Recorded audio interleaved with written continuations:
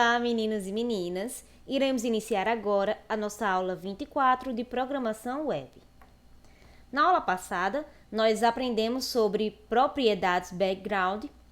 No caso, nós vimos o background color, background image, repeat, attachment, position, clip, origem e size. E vimos para que eles servem e a diferença entre eles. Hoje vamos dar início a bordas e sombras. Então, podemos definir bordas como elementos decorativos a serem anexados aos quatro lados dos boxes. Nenhuma das propriedades para definição de bordas é herdada, ou seja, as bordas não são herdadas pelos seus elementos descendentes. Propriedade border. As propriedades para estilizar bordas são listadas a seguir, como podemos observar. Essas propriedades são border width, border style, border color, border radius, border image. E essas duas últimas aqui foram criadas no CSS3. Border width destina-se a definir a espessura da borda e aqui é possível definir a espessura da borda individualmente, uma para cada lado do box, conforme a sintaxe que podemos observar aqui, certo? No caso, para a borda superior foi definido 2px, para a borda da direita foi definido 3px, para a inferior 4 e para a borda da esquerda foi 1, certo? Então, aqui foi definido individualmente realmente. Mas, alternativamente, pode-se usar a sintaxe abreviada, lembrando que a declaração de valores para qualquer propriedade CSS que admita sintaxe abreviada pode ser feita de 4 maneiras, como mostrado a seguir no exemplo que eu tenho aqui para vocês, certo? Então, a declaração de espessura de borda com o uso de palavra-chave se faz como mostrado neste exemplo aqui, certo? Nós temos agora o border style, que é o que define o estilo da borda, e é possível definir o estilo da borda individualmente, uma para cada lado do box, conforme temos a sintaxe aqui exemplificada, certo? E alternativamente, pode-se usar a sintaxe abreviada, lembrando que a declaração de valores para qualquer propriedade CSS que admita sintaxe abreviada pode ser feita de 4 maneiras, como podemos observar aqui no exemplo. Nós temos também o border color, que é o que define a cor da borda. E também é possível definir a cor da borda individualmente, como nós temos aqui nesta sintaxe, certo? Então, para a borda superior foi definida uma cor, para a borda da direita outra, para a inferior outra e para a esquerda outra também. E, alternativamente, também pode ter uma sintaxe abreviada igual às outras propriedades que nós já vimos, certo? Então, aqui nós temos um exemplo para representar esta propriedade border color.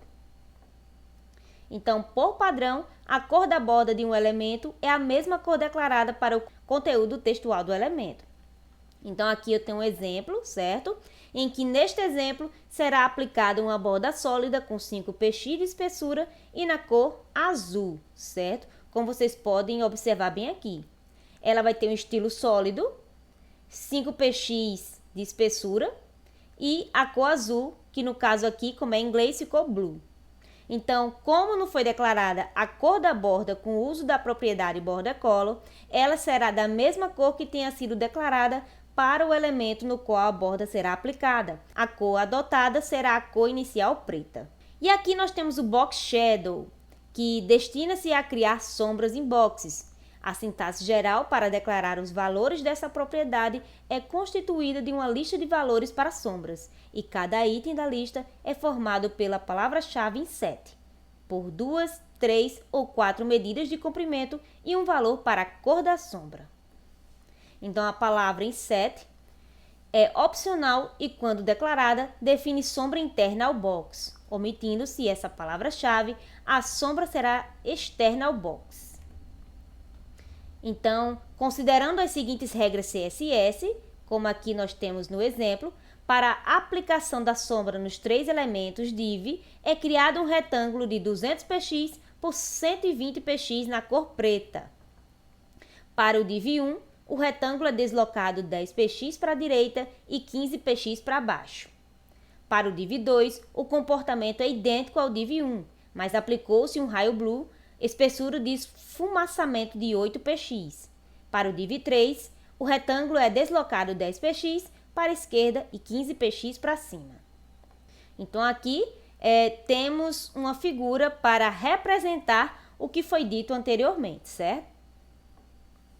E temos também o text shadow, que é o que cria sombra em texto, certo? Então, a sintaxe geral para declarar os valores dessa propriedade é constituída por uma lista de valores para sombras, e a aplicação de sombra em textos é idêntica à aplicação de sombras em boxes.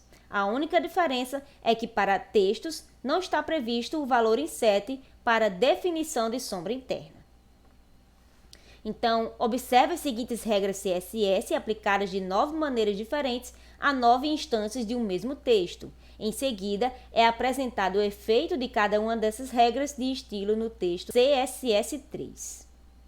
Então, aqui nós temos o código e aqui como este código é apresentado no navegador, certo? E o que nós aprendemos hoje?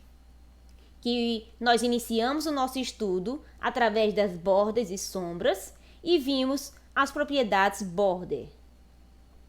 Então, aqui nós temos as referências. Por hoje é só e até a próxima aula.